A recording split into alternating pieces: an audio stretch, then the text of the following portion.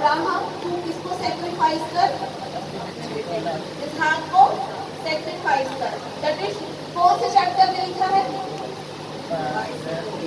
22 में, मतलब पूरे 22 में ही है वो एक्सप्लेनेशन उसका जो भी है लास्ट तक का, जब तक परमेश्वर उसको मेढ़ा देते हैं तो 22 है ना। तो नंबर परमेश्वर ने इसके लिए क्या किया है, 22 नंबर को यूज किया है। चलिए निकाले भजन संहिता 22। और सारे यहाँ पे बहुत सारे पास्टर्स भी हैं, पासवान हमारे मध्य में, और वो नंबर 22 को जानते हैं कि नंबर 22 जो है यहाँ पे है ना, वो प्रभु यीशु मसीह के किसको दिखाता है, यस, वो सिमिलैरिटीज नहीं लगती है ना। 22 नंबर ही हमेशा सेक्रीफाइस को क्यों दिखाता है, और 22 क्या है, हमारा काव का भी चिन्ह है। तो बाइबल में हर एक जो नंबर्स है, जो चैप्टर्स है, उन के हर लेटर से क्या करते हैं, मैच करते हैं, कनेक्टेड है। और ऐसा कोई भी बाइबल में एक बिंदु भी नहीं है जो बिना मतलब के परमेश्वर ने क्या किया है वहां पे रखा है। हर एक चीज का क्या है, एक बिंदु का भी मतलब है, ठीक है। तो आप लोगों ने देखा इस चीज को, पहला हमने देखा कि ताव जो है वो क्या है आपका, यहाँ पे 22 का लेटर है, क्रॉस का साइन है। अगर उत्पत्ति 22 को देखें तो उत्पत्ति 22 इसहाक का जुस्टिफिकेशन या इसहाक के बलिदान को दिखाता है। और अगर हम भजन संहिता 22 में भी जाएं तो क्या दिखाता है, पूरे यीशु मसीह के जो पूरा उसका जो दुख है, कैसे उसको क्या किया जाएगा, वहां पे सेक्रीफाइस किया जाएगा, उसका बलिदान किया जाएगा, उसको दिखाता है। एक थर्ड और मैं आप लोगों को बुक बताती हूँ, दैट इज द रेवोल्यूशन या प्रकाशित वाक्य में कितने चैप्टर हैं, है ना, 22 क्या है इसके चैप्टर्स है ना। तो आप देख सकते हैं कि 22 नंबर कहाँ कहाँ पे हमको दिखाई देता है, और 22 नंबर का भी एक महत्व है। और ये जो नंबर्स मैं आपके दिनों के बारे में बता रही हूँ, परमेश्वर से एक प्रकाशन है। और मैं बहुत समय तक ऐसे बैठी थी और मैंने कहा परमेश्वर कुछ ऐसी चीज मुझे बताइए नंबर से जो मैं लोगों को क्या कर सकूं, बता सकूं। मैं कैसे जानूं कि आप कब आएंगे, है ना, आप कब आएंगे। तो जो परमेश्वर ने मुझे प्रकाशन दिया, मैं उस कैलकुलेशन को आपको यहाँ पे बताती हूँ, है ना। और थोड़ा सा लगा देंगे जी। अब देखते हैं हम यहाँ पे 5, 7, 8, 5 में आपको ये आपने समझा 22 नंबर को, मैं 22 नंबर को क्यों आपको एक्सप्लेन की, ये आप यहाँ पे समझ जाएंगे थोड़ी देर के बाद। So number 22, okay. So now 5, 7, 8, 5 तो बता सकते हैं कि ये क्या है, मतलब कौन जो हमारा अभी तो हम लोग एडी किस में रह रहे हैं, 2025 में, है ना। और 5, 7, 8, 5 क्या है हमारा, हिब्रू कैलेंडर का नंबर है। कौन सा नंबर है हमारा, हिब्रू कैलेंडर का। अगर आप यहूदियों के पर्व को देखते, रोश हशन्ना मनाते हैं वो लोग, यहूदियों का न्यू ईयर, है ना। और न्यू ईयर उनका क्या होता है, रोश हशन्ना। वो लोग बोलते हैं सितंबर या अक्टूबर के बीच में आता है, ज़्यादातर सितंबर में ही आता है ये चीज़। और हर साल वो लोग क्या करते हैं, ईयर के हिसाब से कैलकुलेट करते हैं। तो ये यहूदियों का लास्ट ईयर सितंबर में 2024 में ही उनका 5785 साल क्या हो चुका है, स्टार्ट हो चुका है। यहाँ तक आप समझे, क्योंकि कैलकुलेशन है तो मुझे आप बता दीजिएगा। नेक्स्ट मैंने उसमें ऐड किया है 243, उसमें मैंने ऐड किया है 243, है ना। क्यों कैलकुलेट किया है 243, क्योंकि 243 वो समय है जिसको यहूदी रब्बियों ने बाइबल से क्या कर दिया है, डिलीट कर दिया है। और इसीलिए यीशु मसीह के आने का समय क्या है, उनके हिसाब से वो गलत समय है। यहूदी आज भी यीशु मसीह को अपना मसीहा क्यों नहीं मानते, जानते हैं, क्योंकि यहूदी रब्बी कबाला और जो जितने भी उनकी चीजें हैं वो सब एक न्यूमेरिकल्स पे क्या करती हैं, डिपेंड करती हैं। और इसलिए वो यीशु को मसीहा नहीं मानते हैं, क्योंकि जब यीशु मसीहा आए वो उनके आने का समय नहीं था।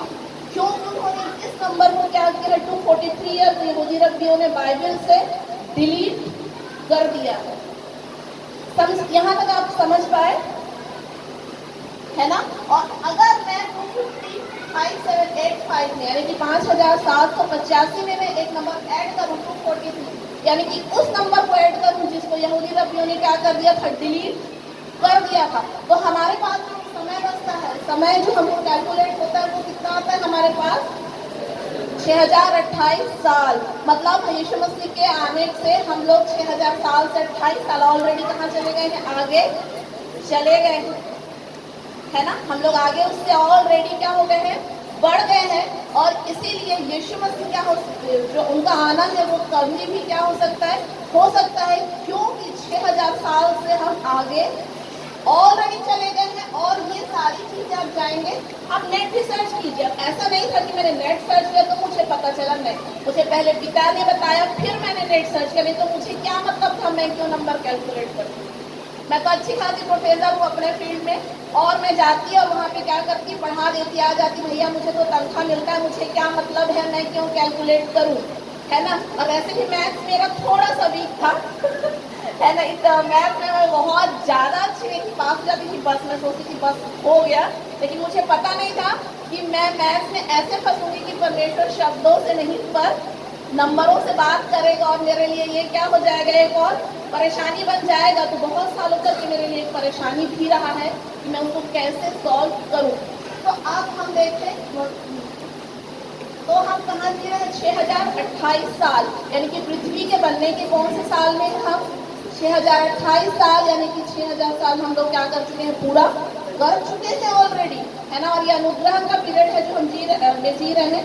अगर हम 6028 को इंटू करें 365 से, यानी कि 365 को हमारा एक साल का आपके डेज है। हालांकि हिब्रू कैलेंडर के हिसाब से जो एक साल होता है वो 354 दिन का होता है, लेकिन हम जो मानते हैं कि पृथ्वी जो सूर्य के चक्कर लगाती है वो 365 डेज में एग्जैक्ट लगाती है ना।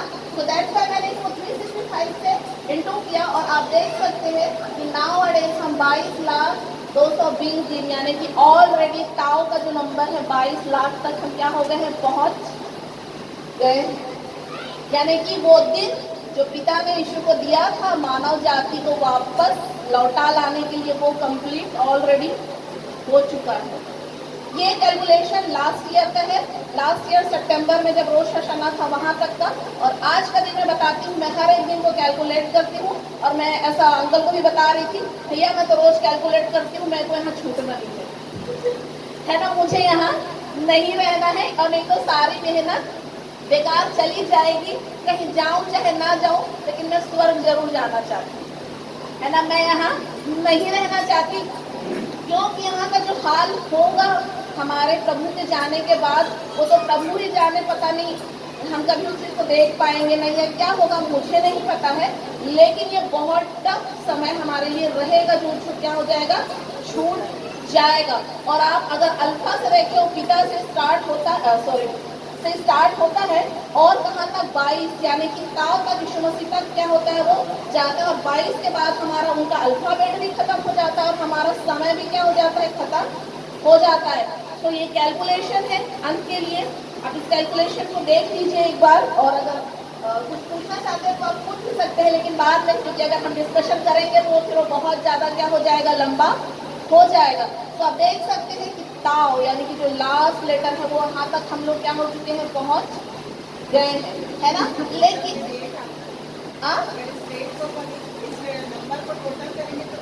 हाँ वो 8 आता है जी, आता है।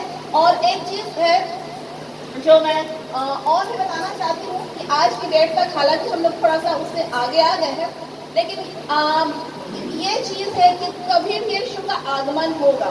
मैं उस ईयर को तो नहीं जानती, उस समय को तो मैं नहीं जानती, लेकिन मैं मत आपको मैं ज़रूर उसके लिए मैं बताना चाहती हूँ। उस समय ऐसा बाइबल में लिखा है कि वो क्या होगा, बहुत ही सारी पूरियाँ क्या हो जाएंगी, फूकी जाएंगी। तो रोश हशाना या न्यू ईयर एक ऐसा समय है यहूदियों का जिसमें वो बहुत ज़्यादा दूरियों को क्या करते हैं, बजाते हैं। वो जो नरसिंहा रहता है ना, उस नरसिंहे को क्या करते हैं वो लोग, बजाते हैं। और वो क्या होगा, यीशु मसीह का जो आगमन होगा वो तूलियों का पर्व या फीस्ट ऑफ ट्रम्पेट या मंथ ऑफ सितंबर ही होगा, जो कि हमारा कौन सा महीना है, 9वां महीना है हमारे हिसाब से, बट यहूदियों के हिसाब से वो क्या है, 6वां महीना है ना। तो हम इस चीज को जान सकते हैं बाइबल के थ्रू, क्योंकि बाइबल में यीशु मसीह के आगमन से लेके उनका क्रूसिफिक्शन से लेके हर चीज जो यहूदियों का 7 पर्वों के हिसाब से ही क्या हुआ है, चाहे वो पास ओवर हो, चाहे वो कोई भी पर्व हो, वो 7 पर्व जो यहूदी क्या मनाते करते हैं, चाहे वो डे ऑफ पेंटिकॉस्ट हो, पवित्र आत्मा का मिलना हो, चाहे पहली फसल का पर्व हो जिसमें उसमें आत्मा हो गया, हर चीज यहूदियों के पर्व के हिसाब से ही होता है। तो अगर हम बाइबल को जानना चाहते हैं तो उनके पर्वों को हमको जरूर जानना चाहिए, क्योंकि उनके पर्वों को जाने बगैर हम प्रभु यीशु मसीह के बारे में नहीं सीख सकते, और उनके नंबर को जाने बगैर भी हम उनके किसी भी कार्य को नहीं सीख सकते हैं। तो थोड़ा मेहनत है जरूर, है ना, बट हाँ करना तो पड़ता है, थोड़ा इंटरेस्ट भी क्या करना पड़ता है, हमको लेना पड़ता है। बट अनुग्रह का समय ऑलमोस्ट खत्म हो गया है, तो यीशु मसीह कभी भी आ सकते हैं, क्योंकि उनका वो समय चला गया है। और सारी चीज़ों के लिए परमेश्वर को धन्यवाद देती हूँ, और बाकी का समय हम पास्टर साहब को देते हैं।